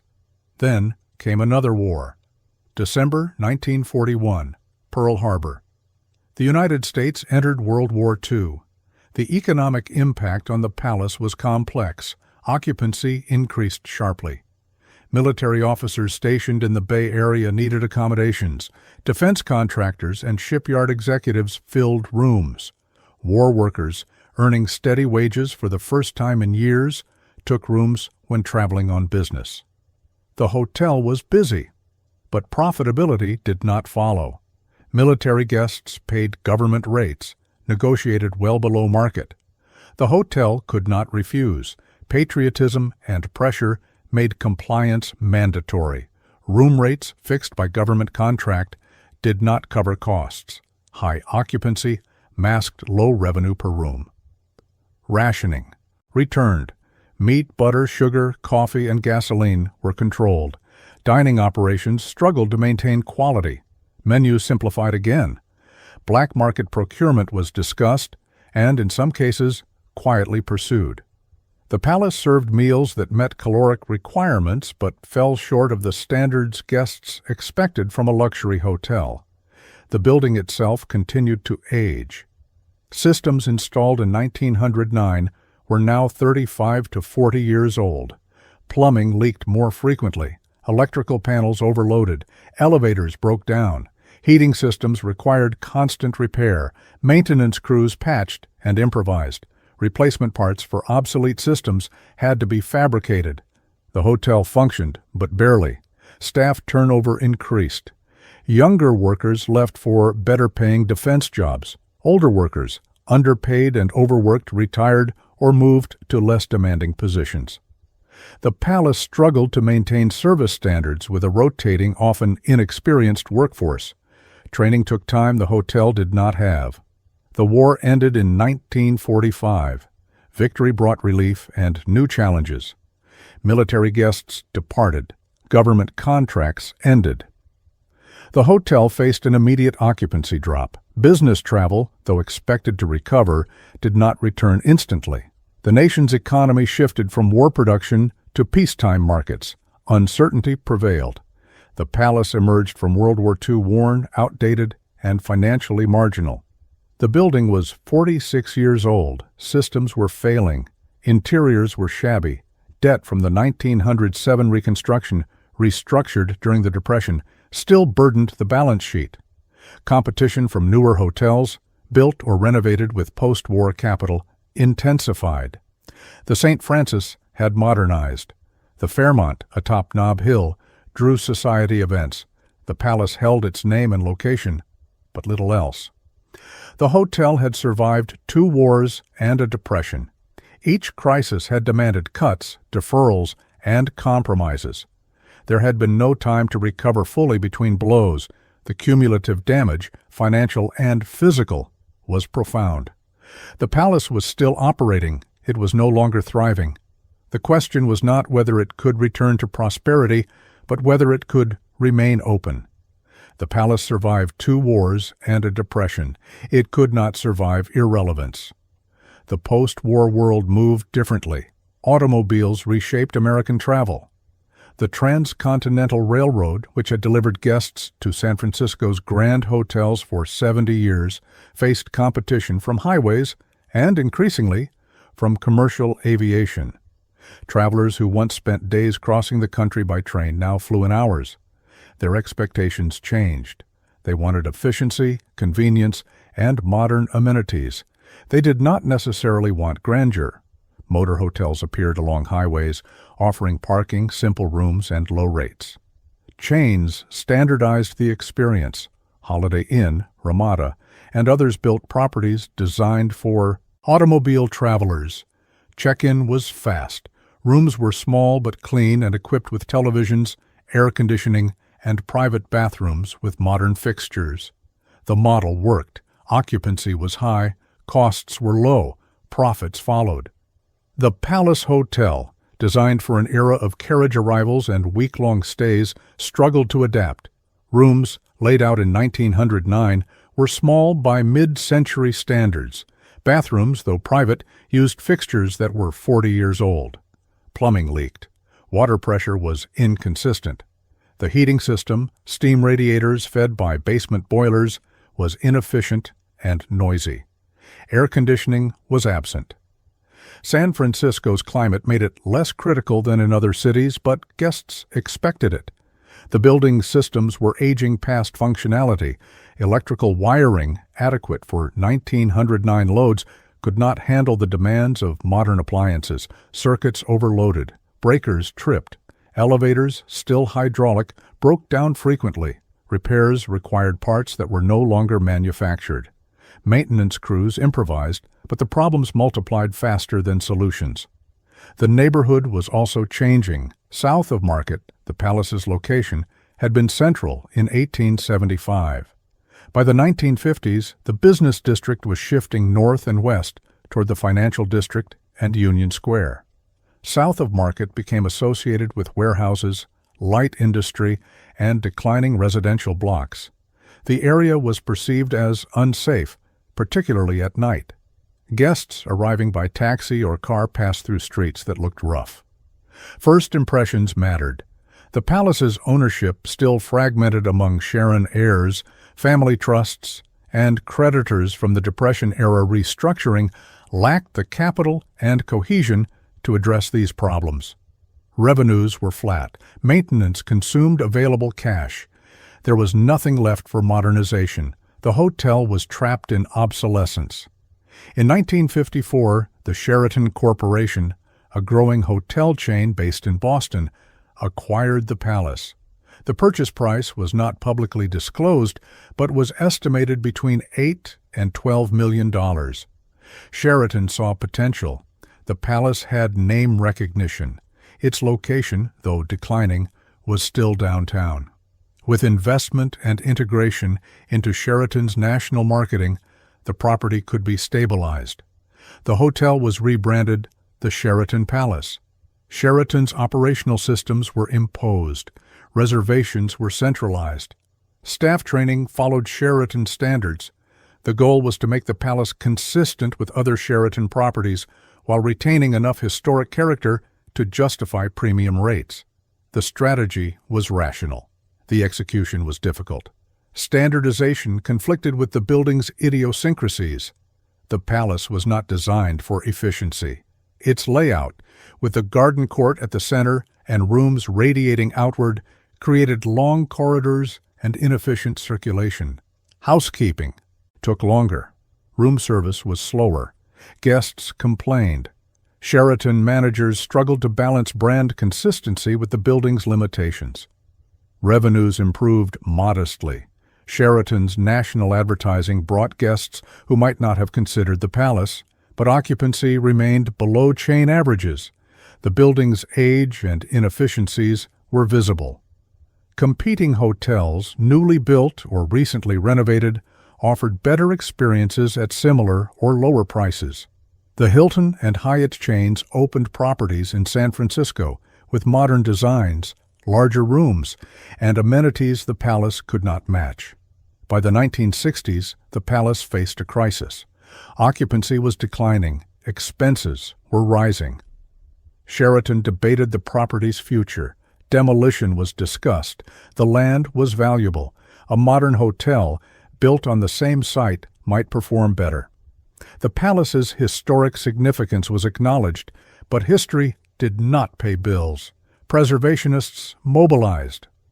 The palace was one of San Francisco's few remaining links to the pre-earthquake era, even though the current building dated to 1909. Its demolition would erase a landmark. Advocacy groups, led by architectural historians and civic organizations, lobbied the city to protect the building.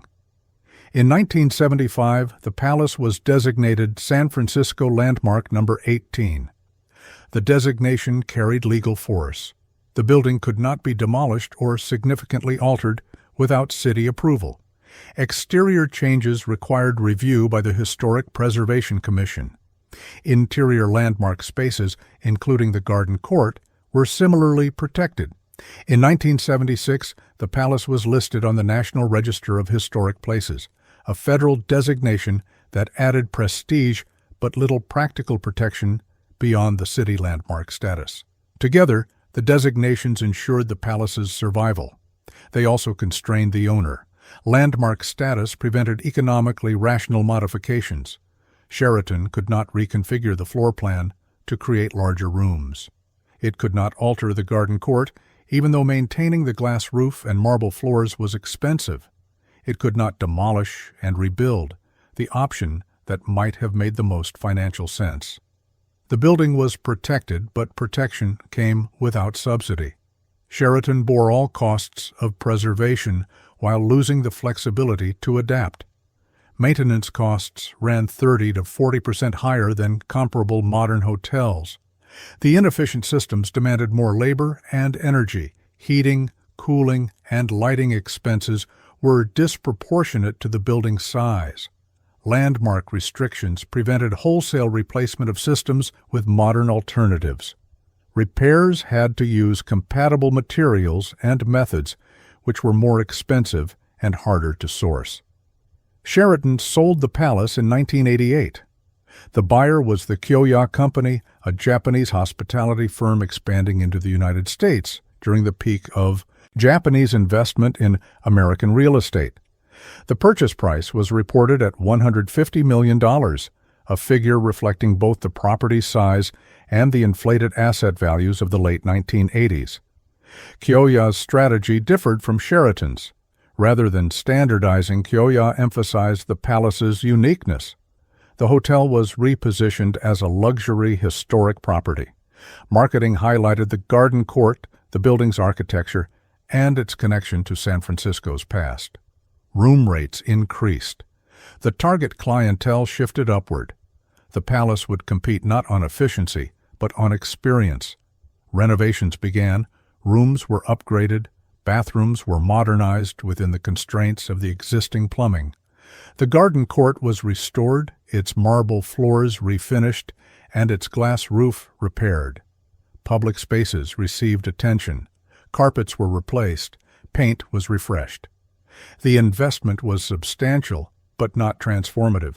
The building's fundamental limitations remained. Then the ground moved again. October 17, 1989, 5:04 in the afternoon. The Loma Prieta earthquake struck, magnitude 6.9, centered near Santa Cruz, 60 miles south of San Francisco. The shaking lasted 15 seconds.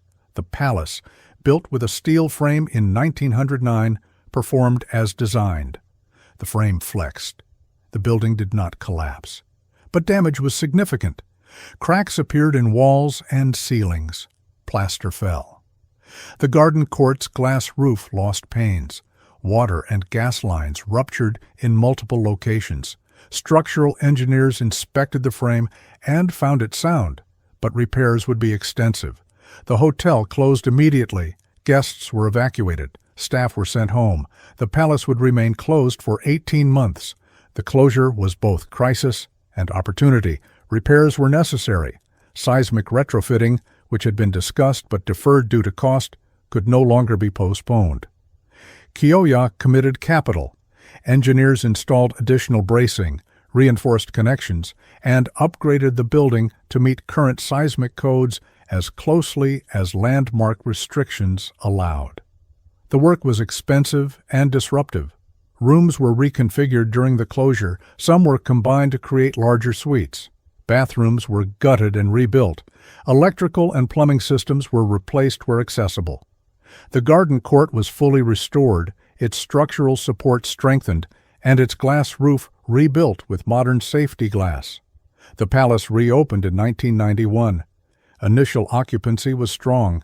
The city's hotel market had contracted during the closure, and demand had built. The renovations were visible. Rooms felt fresher. The garden court gleamed. Reviews were positive, but the underlying challenges persisted. Operating costs remained high. The seismic retrofitting and renovations had been financed with debt. Debt service added to monthly expenses. Maintenance demands did not decrease. They shifted. Newer systems required different expertise. The building was cleaner and safer, but no more efficient. Competition intensified. The Four Seasons opened a new property in San Francisco in the early 1990s. The St. Regis followed. Both offered larger rooms, modern designs, and amenities the palace could not match. They targeted the same luxury clientele Kyoya sought. The palace's historic character was a differentiator, but it appealed primarily to older travelers and those with a specific interest in architecture and history. Younger luxury travelers preferred contemporary design. The palace occupied an awkward market position. It was not the most luxurious option. It was not the best value. It relied entirely on the historic experience premium, the appeal of staying in a landmark building. That appeal had limits. Many travelers did not care about history. They cared about room size, bathroom quality, and amenities. The palace's rooms were smaller. its bathrooms, though renovated, were constrained by the building's layout. Its amenities were adequate but not exceptional. By the late 1990s, the palace had stabilized but not thrived. Occupancy hovered around 60 to 70%, enough to cover operating costs and debt service, but margins were thin. Any downturn in tourism or business travel would push the hotel into losses. The palace had transformed from private monument to public landmark, from luxury hotel to heritage site. It survived by adapting its identity. It became a museum that rents rooms, a place where architecture and history justified a premium over functionality and modernity. The palace became a museum that rents rooms. The question was whether that model could last. In 2005, Host Hotels and Resorts, a publicly traded real estate investment trust, acquired the Palace Hotel as part of a larger portfolio purchase. The value allocated to the palace was estimated at approximately $200 million. Host specialized in owning luxury hotels operated by major brands under management contracts. The palace fit the model. Host would own, someone else would manage. In 2015, Marriott International assumed management under its Luxury Collection brand. The Luxury Collection was Marriott's franchise for historic and distinctive properties that did not fit standard Marriott branding. The arrangement was straightforward. Host owned the building and bore capital expenses. Marriott managed operations and received fees based on revenue and profit. Risk and responsibility were divided. The palace that entered the 21st century was smaller than the one Ralston had built. Room count had been reduced from 755 in 1875 to 556 in the current configuration. Combining smaller rooms into larger units during renovations had decreased inventory but increased average room size to 350 to 400 square feet. By modern luxury standards, this was small. Competing properties, the Four Seasons, St. Regis, and Ritz-Carlton, offered rooms of 500 to 600 square feet. The difference was noticeable. Guests compared. The palace lost comparisons based on size. Its advantage was history. The garden court, the building's facade, the connection to San Francisco's past. These could not be replicated by newer hotels. The question was how many guests valued history enough to accept smaller rooms and higher prices. Pre-pandemic performance, using 2019 as the baseline, showed the palace operating near capacity but on thin margins. Average daily rate ranged from $400 to $600 depending on season and demand.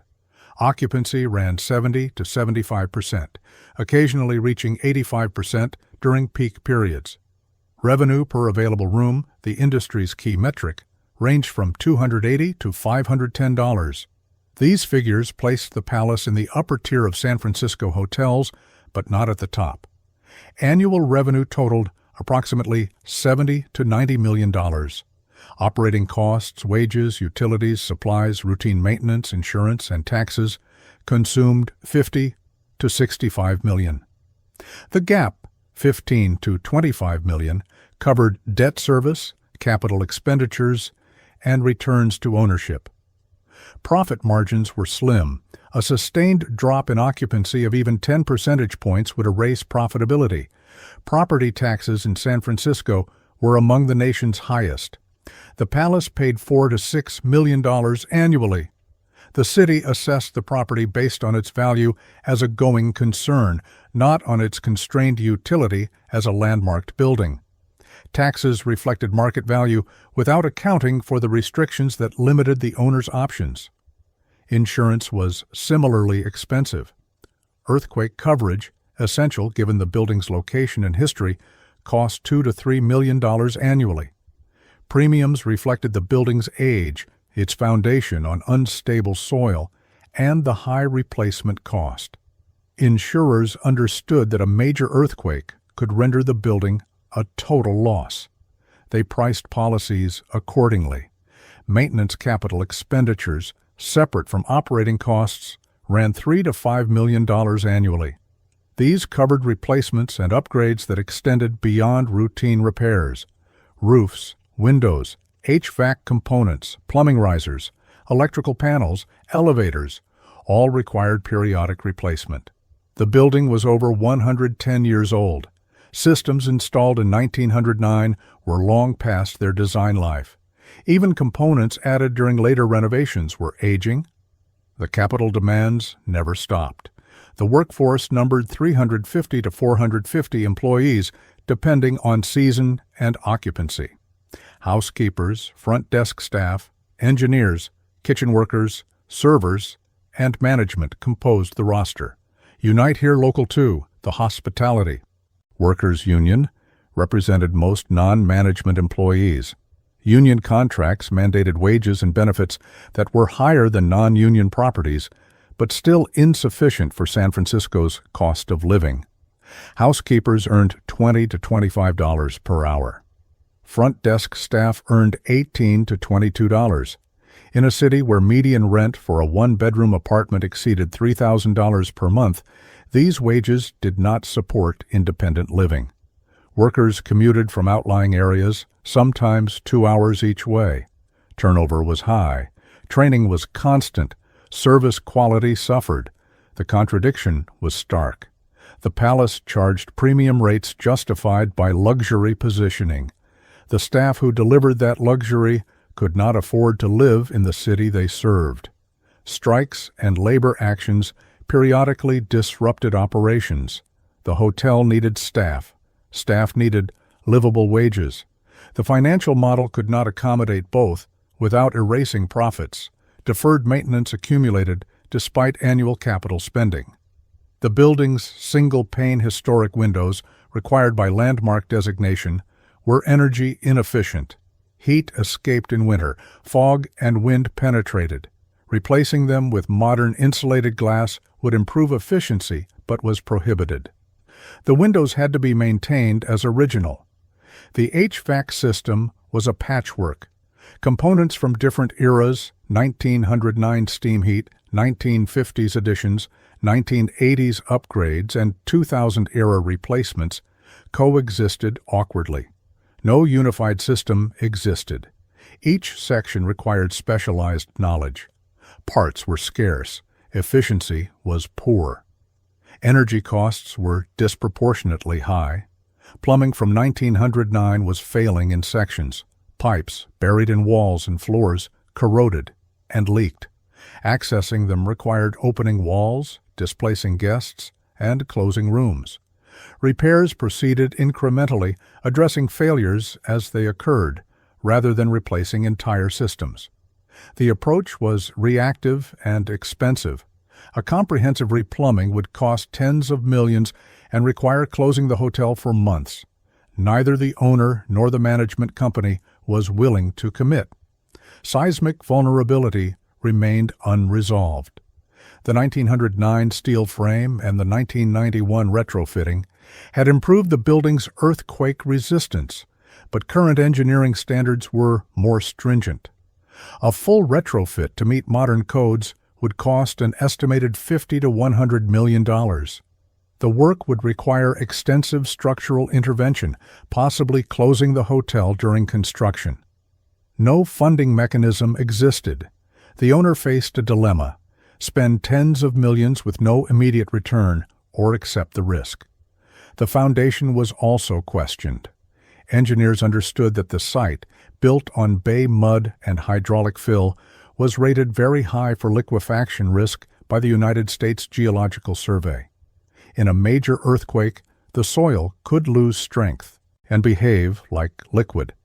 The building's pilings, driven in 1909, might be inadequate. Modern buildings on similar sites used deeper pilings or different foundation systems. Retrofitting the palace's foundation was impractical without demolishing and rebuilding. The building stood on its original foundation, a vulnerability that could not be economically addressed. Sea level rise added another layer of uncertainty. Projections indicated San Francisco Bay could rise 1 to 3 feet by 2050 and 3 to 7 feet by 2100. The palace's basement sat close to the water table. As seas rose, groundwater would rise. Basement flooding, already a concern during heavy rains, would worsen. Pumping systems could mitigate the problem temporarily, but long-term adaptation would require expensive waterproofing or accepting that lower levels would become unusable. No documented plan existed. The problem was acknowledged but not addressed. Energy efficiency was poor relative to modern hotels. The building's design, created before air conditioning and advanced insulation, allowed heat loss and gain. Cooling the garden court was difficult and expensive. Heating the building required substantial energy. California's increasingly strict energy codes, designed to reduce carbon emissions, were difficult to meet without compromising historic fabric. The palace operated under exemptions granted to historic buildings, but those exemptions were politically vulnerable. Future regulations might require retrofits the building could not accommodate. Then came the pandemic. COVID-19 arrived in early 2020. By March, travel collapsed. Conventions were canceled. Business trips were suspended. Tourism stopped. San Francisco issued shelter-in-place orders. Hotels emptied. The palace's occupancy dropped from 70 to 75% to 30 to 40% almost overnight. Revenue fell by more than half. Operating costs could not be cut proportionally. Property taxes, insurance, and debt service continued. Staff were furloughed, but some positions had to be maintained to keep systems running and the building secure. Losses accumulated. Estimates placed cumulative losses for 2020 and 2021 at $30 to $50 million. Host hotels, with a portfolio of properties across the country, had reserves and access to capital markets. The palace did not close. It operated at minimal capacity, serving essential workers and the few travelers who came. But the financial damage was severe.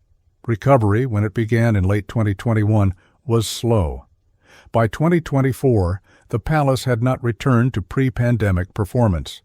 Business travel, a critical revenue source, remained below 2019 levels. Companies had learned to conduct meetings remotely. Travel budgets were scrutinized. Conventions returned, but at reduced scale. Leisure tourism recovered more quickly, but leisure travelers were price-sensitive. They compared the palace's rates and room sizes to competitors and often chose elsewhere. The palace operated. It generated revenue. It covered costs. But margins were thinner than before. The buffer that had allowed capital spending and occasional profits was eroded. Any shock, another pandemic, an earthquake, a recession, could push the hotel into sustained losses. The fundamental contradictions remained unresolved. Landmark designation protected the building but prevented modifications that might improve profitability. Converting to condominiums, a potentially more lucrative use, was prohibited. Mixed-use development was legally complex and unlikely to receive approval. The palace could only be a hotel, and only a hotel constrained by preservation rules. No public subsidy supported preservation. The city celebrated the palace as a landmark. Tourists visited the garden court. The building appeared in guidebooks and films, but the city provided no funds for maintenance, no tax relief, no grants for seismic retrofitting. The owner bore all costs while operating under restrictions that limited revenue potential. The arithmetic was clear. Operating costs were rising faster than room rates. Labor costs, driven by union contracts and San Francisco's high cost of living, increased annually. Energy costs climbed. Property taxes adjusted upward with assessed values. Insurance premiums rose as climate risks and seismic concerns intensified. Maintenance demands grew as the building aged. Room rates could not rise indefinitely. They were already at the upper end of what the market would bear.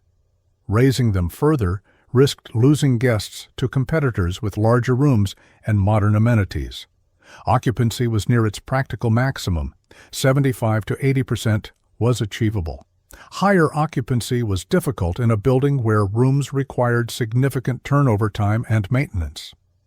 The Palace Hotel still stands. Guests check in. The Garden Court hosts afternoon tea, weddings are held, conferences meet, the building functions. But the question is no longer whether it can thrive. The question is whether it can endure. How long can a private owner maintain a public landmark when preservation costs exceed revenue potential? Who pays when history becomes unaffordable? What happens when the next earthquake comes, the next pandemic, the next crisis that exposes the fragility beneath the marble and glass? The Palace Hotel still stands. The question is for how long and at what cost. The Palace Hotel was born from speculation, built by borrowed money, and christened with its builder's death. It survived earthquake and fire, wars and depressions, only to face a quieter threat, the arithmetic of endurance. William Ralston believed permanence could be purchased. He was wrong. The building he raised burned 31 years later. The replacement, marketed as the same palace, shares only its site and name. What tourists photograph as history is a 1909 reconstruction of an 1875 idea, preserved not by choice, but by law. Today, the palace operates in permanent tension. It cannot modernize without losing landmark status. It cannot remain unchanged without losing guests. It sits on liquefying mud in an earthquake zone, foundations designed before seismic engineering existed. Seas rise, systems fail, profit margins shrink. The hotel's survival depends on a fragile consensus that history has value, that beauty justifies cost, that private owners will shoulder public heritage. That consensus is not guaranteed. One major earthquake, one financial crisis, one ownership change could break it. Ralston's question echoes: who pays for permanence? Workers who built it for $2 a day? Ralston, who drowned in debt? Sharon, who recouped his investment slowly? Tourists who pay $500 a night for 350 square feet? Taxpayers who protect it through landmark laws, but provide no funds? The Palace Hotel is not a monument to achievement. It is a monument to the cost of monuments. And the bill is never final. If preserving beauty bankrupts those who own it, who deserves to decide whether it survives? If you enjoyed this investigation into the Palace Hotel and the financial systems that built Gilded Age San Francisco, please like this video and subscribe. Tell me in the comments which forgotten American hotel we should examine next: the Waldorf Astoria's original building, lost to make room for the Empire State Building, the Brown Palace in Denver, Chicago's Palmer House. These buildings aren't just architecture, they're ledgers, written in marble and blood. Thank you for watching. I'll see you in the next investigation.